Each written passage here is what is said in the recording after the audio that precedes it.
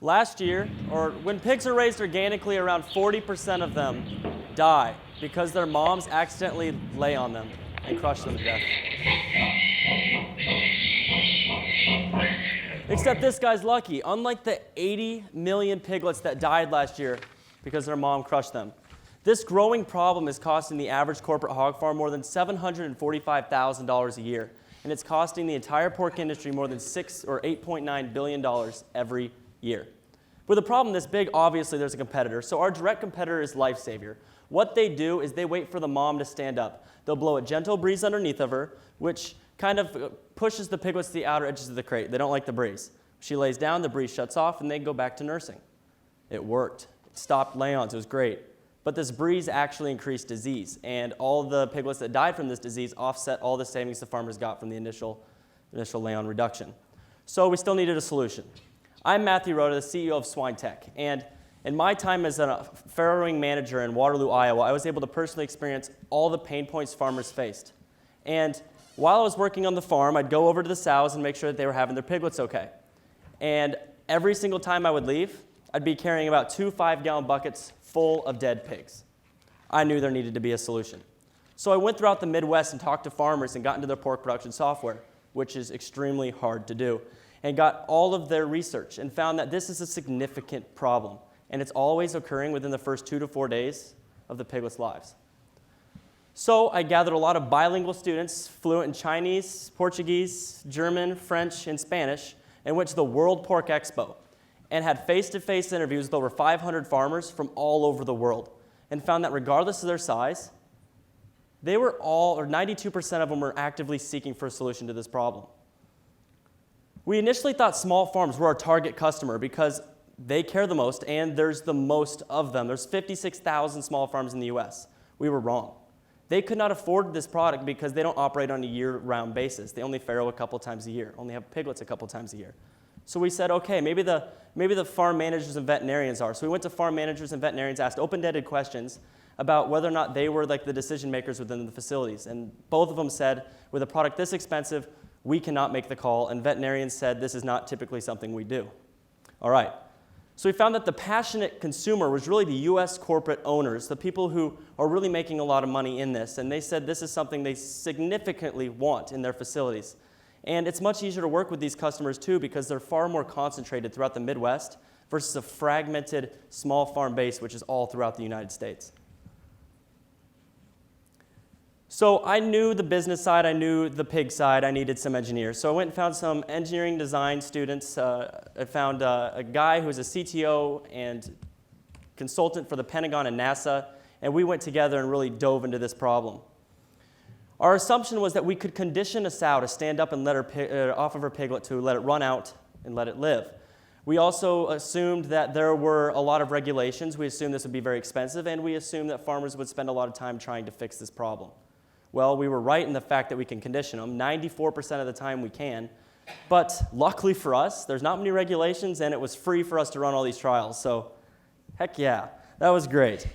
So going forward, we talked to farmers, and they said, we will not take the time to train piglets. So we had a manual approach option that we're going to have to pivot from. We're going to have to do an automatic, more smart approach with technology. So we talked to veterinarians, and we found that we really need to act like a baby monitor and a shock collar for dogs at the same time. So that's what we went with. But in order to do this, the most crucial thing we had to prove was that we could validate that we could distinguish the different types of squeals. So we went in, and as you can see at the bottom here, over 1,000 different studies that we did and research through the farms, we found that this bottom graph represents that of a piglet getting crushed. And you know this by the breath squeal that piglet makes over and over and over until it eventually suffocates and dies. We knew how to detect it. We accurately did it. And while doing this, we had a 93.7 accuracy rate and only a 3% false positive rate. So we could move forward. So now we need to develop the hardware. So we went and got a 3D printer and did over 140 iterations in a month. We were just plugging these things out, sending them all to the farmer, going with us, would work with the farmer, test them, see what worked, came back, made a whole lot more, went back again, and it was just crazy. But we did develop what we knew or what we thought was the solution we were looking for. This product initially had a battery, but farmers said, oh no, we don't want a battery. We'll never ever use a battery. We're not charging batteries. It's a pain. So he said, okay, what about a plug-in? And they said, plugins won't work. So we're already using our plugins for heat lamps for the pigs. We can't do that. So we're like, haha, let's throw an outlet on the side of our device so you can use it as an extension cord for your heat lamps. They loved it. So we could move forward. We found that 85% of piglets die from being laid on in the first 4 to 6 days of their lives. So we needed a product that could now get the sow to stand up through conditioning her. This was the hardest part. We started with a collar like a dog would use. But we found that a sow's neck is very cone-shaped, so it kept sliding off. We went to a mat, but then we realized, oh, wait, we can't do that because the piglet could get shocked, and that's not good. So then we went to a belt concept, but then we found that it was extremely dangerous for the farmer to put this belt on, and it was very time-consuming. So what did we end up with? We ended up with a belt-like product that you can walk by, slide over top of the sow's back, and this will alert her to stand up through a gentle impulse to her flank.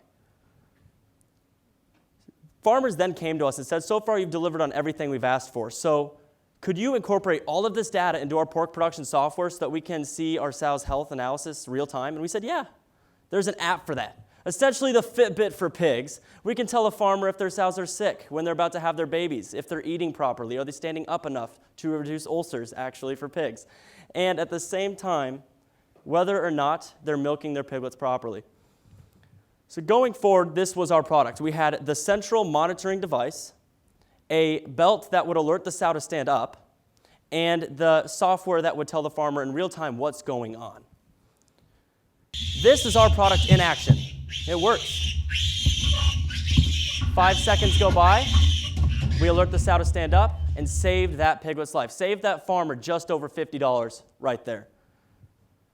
So now we realize we can reduce lay-ons, disease, starved piglets. We can increase the farm efficiency, profits, data collection, and sow health. But one thing that we never thought of was, what about the safety to use this thing?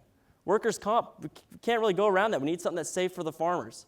And we found that. We also need something that's behaviorally safe for the pigs.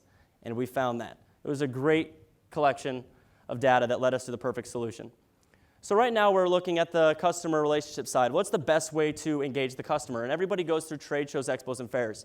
But we realized there's a niche here. We can use a 4-tiered marketing strategy and then tested it on Facebook and found that farmers are on their phones a lot more than what they used to be in the last 10 years. And this is a very effective way to reach our customer. We also realized that we needed a less congested distribution channel, one that not everybody's flocking to. So we went and talked to swine genetics companies, and we did this because the top 4 swine genetics companies represent 80% of the world's pork production, and they make frequent trips to the farms. We asked them, would you possibly be able to distribute this when you frequently go to the farms? And they said, yeah, I think we can make that work. So that was great to know. Swine genetics companies were now a key channel in helping us go forward. Each product is priced at $1,000 every year, reoccurring revenue, and saves 61 piglets a year, giving that farmer a return on investment of $3,050 per unit. And since the average purchase size will be 35 units, it gives that farm a return on investment of over $109,000 a year.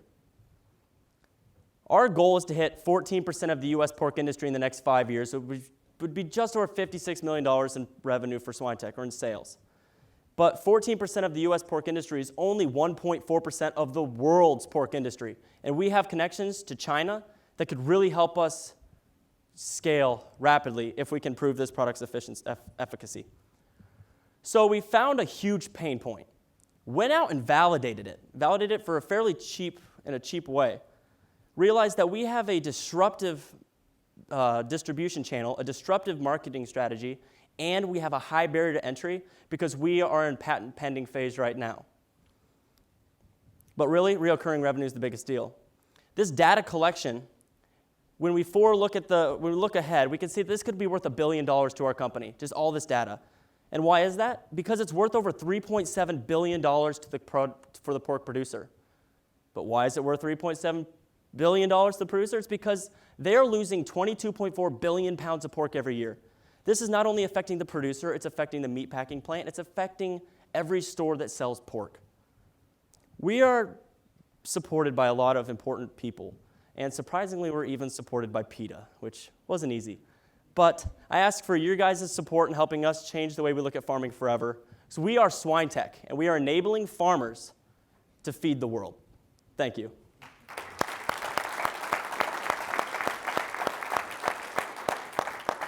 Do our remote judges have any questions for SwineTech? Yeah, I'll start. Great presentation, a lot of validation on the solution. It looks like you did some on the problem, but what I'm most interested in, because I think that's the difficult part here, is acquisition. So you went pretty fast and said, yeah, we're innovative on acquisition. You said Facebook, and so what I would like to know is, what is the customer acquisition cost, and what evidence do you have to show how much that's going to cost you to acquire a customer? Because that's the difficult part here. So that was very difficult. I remember going through a venture school session where we had to do customer acquisition costs. It was making us very angry. And went in and we realized that if we go and try to get pre-sales, the time it takes to get the pre-sale, drive to the customer, and figure all that stuff out was probably as close as we could get to a good understanding of what it might be. And we found that it was right around $110 of what we were seeing through labor and through time to go see the farmer. But depending on the farmer's distance from us, that also changed. Could they Skype, or were we going to have to drive 3 hours? And if we had to drive 3 hours, it's a lot more expensive. So we found a range really between $90 and $410, depending on how far they were away. Great, thank you. Good. Very nice work in an interesting space, and I'm encouraged to see that we have several presentations that are pursuing products and devices and not just, software applications. As Alex was hinting, one of the challenges of pursuing a product and device is there's so much work to do on the product and device side, and I think you heard Alex asking about the customer side, and I had a question about that as well. You highlighted that there's a certain ROI for the farmer, about $1,000 per device. And I just wanted to understand better. Earlier in the presentation, you also said the farmers were very interested. Do you have any way you can quantify for me what percentage of farmers were interested when you present them with a $1,000 ROI on the device? What percentage of the time do they express interest? Are they willing to buy? In other words, my question is a $1,000 ROI worth the hassle for them of installing these other devices? So I was going pretty fast, so I might have mispronunciated, but it was a $3,050 return on investment. But we went out, and I understand these are going to be very, very improper numbers to use, but we went and talked to 8 people. All 8 were on board. All 8 said they would pay for the product, but they actually wanted to use it first, but they were willing to pay extra for the product versus a reduced cost for the product if we gave it to them ahead of time. They're conservative, and it's a really big pain to get pre-sales with farmers. Then we also talked to some large pork producers, and they were all on board. But there is a big distinction between pre-sales and getting a farmer on board. So we're really running into that. They all want to see, what does this guy do? What does this guy do? So we have 8 customers lined up, and we have all these huge players waiting to see what those 8 customers get for their numbers. Great, thank you very much. And farmers are one of the original studies on the diffusion of innovation, so hopefully that provides some additional insight. Yeah, it was Iowa corn farmers. Yep, Exactly. So Right in your neighborhood. Fitbit for pigs. I mean, that might be all the marketing you need. yeah, I think so. That's going to hit the tech gizmo. That's going to go off, and so you might just go crazy there. I didn't understand your reoccurring revenue model, and it was pretty high. It is. So we went to, and initially we were thinking $1,000 just for the products, and after 3 years, assuming it breaks down, they purchase again. But then we realized the value we're providing for this farmer is a 3-to-1 return on investment every year.